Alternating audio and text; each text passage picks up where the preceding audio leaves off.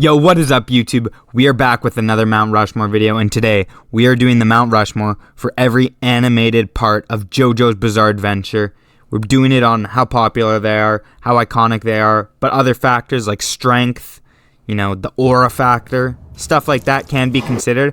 I'm not going to waste any more of your guys' time, though. Let's get straight into the video. Starting off with part one of the most beautifully written pieces of fiction media in the history of the world, with every character just being so complex. And who better to start it off than the main character, Jonathan Joestar. You are the first pick. This guy is so deep. It's not like he's the most flat, one-trick pony, most boring archetype ever, but he low-key is a Chad. He's from fucking England. He's 6'5" with blue hair. How can you not have him on the Mount Rushmore? But yes, we are going Jonathan Joestar to start, even though he's the most boring character in the history of JoJo's. On to the next. And on to the next spot, we got Dio. It had to be Dio, main villain in part one. And I was talking about Jonathan being an archetype with no complexity, no depth, no layers. Dio is low-key the exact same. This guy wants to take over the world for absolutely no reason, no motivations. But the big difference is Dio is funny. I don't know if it's on purpose, but Dio is hilarious. I think it's because the writing is so bad. The dialogue in season 1, do not kill me, part 1, is so atrocious that Dio is hilarious. And this guy was just wild when he was a kid. Bro, this guy becomes Rey Mysterio against Danny and just knees him in the head for absolutely no reason. This guy was on demon time when he was a kid, but Dio is taking that second spot. And taking that third spot, before there's glazing, before there's meat riding, we had the one and only Speedwagon. Even after this guy became rich, he made it. He still dedicated his entire life to the Joestars. You gotta commend it, the respect he had for them. But he was a bit, of a bootlicker, a yes man. But Speedwagon, welcome to the Mount Rushmore, my friend. The last member of the Mount Rushmore for part 1, it is Zeppeli. And part 1 is a 4-character part when I'm making this video. It made me realize it is a 4-character part. This is the definitive, objective Mount Rushmore of part 1. Zeppeli, William Zeppeli, you have made it by the fact that there's no one else to be on this Mount Rushmore. So I guess congratulations, my friend. On to part 2. Starting off the Mount Rushmore for part 2, we got to go with Joseph Joestar. And to me, Joseph Joestar, he's one of the best main characters in JoJo's. He basically is just an upgraded Jonathan. He still has the right morality. He's a good person, but he has a funny side to him, comedy, a more unserious take on him. And he displays more emotions compared to Jonathan, who's the ultimate white knight, the perfect soldier. That's how I view Jonathan, a very boring character in that sense. But Joseph was goated in part 2. The streets will not forget. Part 3, Loki tarnishes him. I have some choice words for part 3, Joseph. We'll get onto that for part 3. But on to the next spot. And taking that second spot, it is Caesar! The second spot is obviously going to Caesar. I don't care what anyone says, how melodramatic it was. That was a sad death. Only real men cried to Caesar's... All real men cried to Caesar's death. He was so goated for the, 3 episodes we knew him. If this guy was in part 3, knowing how part 3 stretched every single little storyline out, Caesar would have been alive the whole time, and he would have been a fan favorite. I know he still is, but he would have been one of the big fan favorites.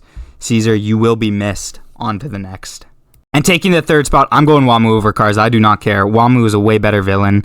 The interactions, the dynamics between him and Joseph were so much better.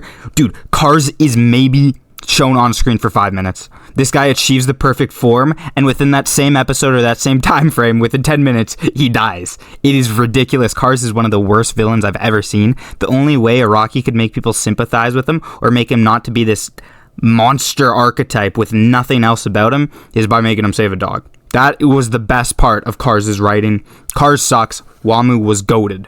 And the fourth spot, again, kind of a pity spot where I'm not putting Cars because I just dislike Cars so much, bias aside. Whose video was this? Mine. We're not putting Cars no matter what. We're going to go with Lisa. Really, who else would you go? Lisa was the mentor, the teacher of part 2. She's kind of cool. I mean, she's whatever character, but chuck her on the Mount Rushmore. Part 2 didn't have that many characters as well. Bit more than part 1, but on to a part where there is a lot of choices. Part 3, here we go. And starting off part 3, we got someone on the same writing level as Jonathan Joestar. The writing is not there, but you know what is? And what's more important than good writing? Aura, Jotaro Joestar. Jotaro Kujo, sorry. Welcome to the team, my brother. You are part of the part 3 Mount Rushmore. You are probably on the JoJo's Mount Rushmore in general. This guy's writing his crap, but he is the creator of Aura Farming, so we let that shit slide. Jotaro is the first spot. And taking the second spot, our first ever reoccurring character on a Mount Rushmore, Dio.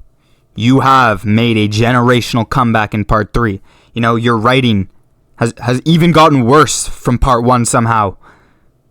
But you know what is more important than writing, like we all say? Hype moments and aura farming.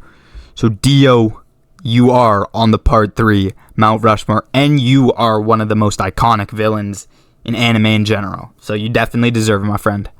Now, on to the third spot. This is where the discourse starts.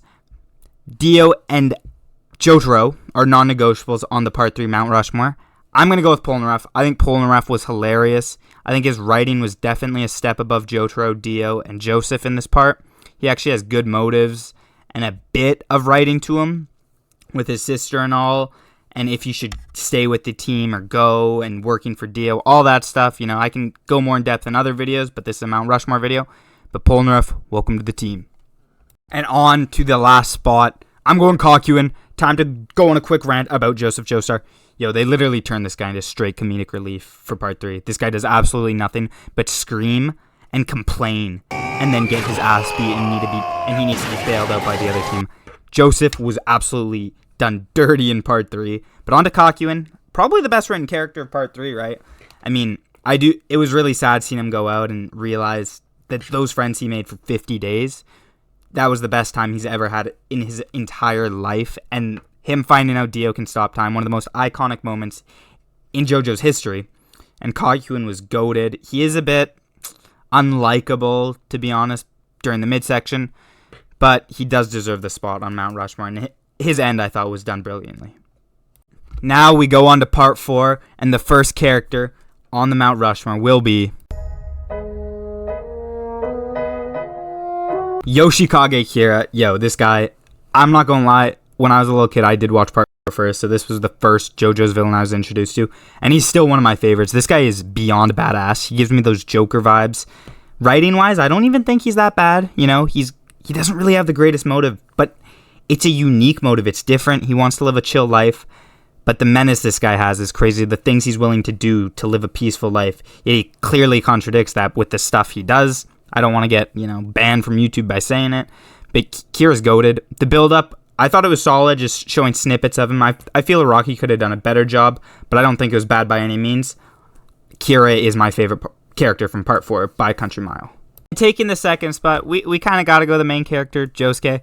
Josuke, dude, I don't know about Josuke. He kind of just feels like a redone or a remade Joseph. And like they say, the apple doesn't fall far from the tree. But he is the main character. We got to show him some love. And obviously, he should be on the Mount Rushmore. He is the main character. But I don't have a lot to say about Josuke. So Josuke, you are on the Mount Rushmore, though. By way of birth. And taking the third spot, the second reoccurring character in the Mount Rushmore series, it's got to be Jotaro. I don't care what anyone says about, the other side characters. Jotaro was vital and crucial in part 4. He is a major character. And this was my first impression of him as well, because I was a filthy part skipper back in the day. But Jotaro is great in this part. You were on Fraud Watch. You almost died to a literal rat, man. I don't care what the people are saying, that he was sacrificing himself to get you almost lost to a rat.